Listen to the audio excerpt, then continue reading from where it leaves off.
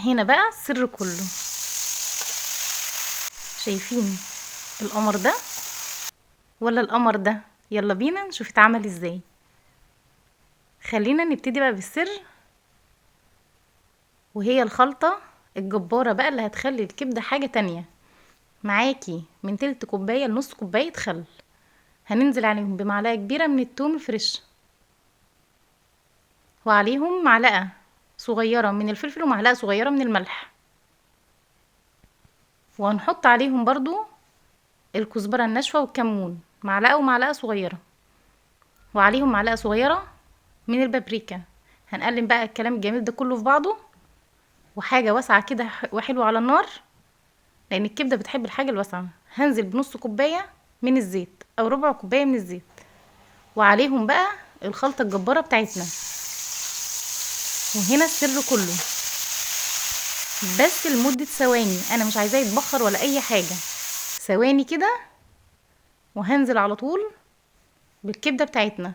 هكون غسلاها ومقطعاها لشرايح زي ما انتم شايفين كده.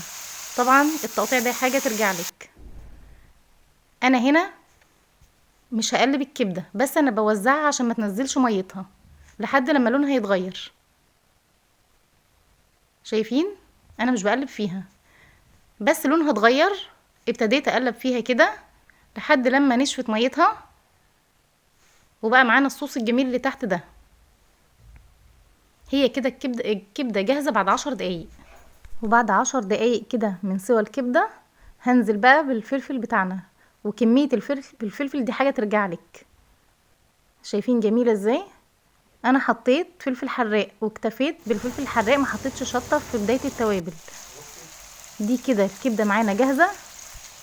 شايفين عاملة ازاي؟ هنبتدي بقى نقدمها في العيش البلدي الجميل بتاعنا. بجد خطيرة خطيرة خطيرة بمعنى الكلمة، ما شاء الله على الجمال. مش هتعملي غير الطريقة دي من هنا وجاي لو جربتيها. شايفين عاملة ازاي؟ لو عجبتك بقى الوصفة، تنسيش الاشتراك في القناة واللايك والشير.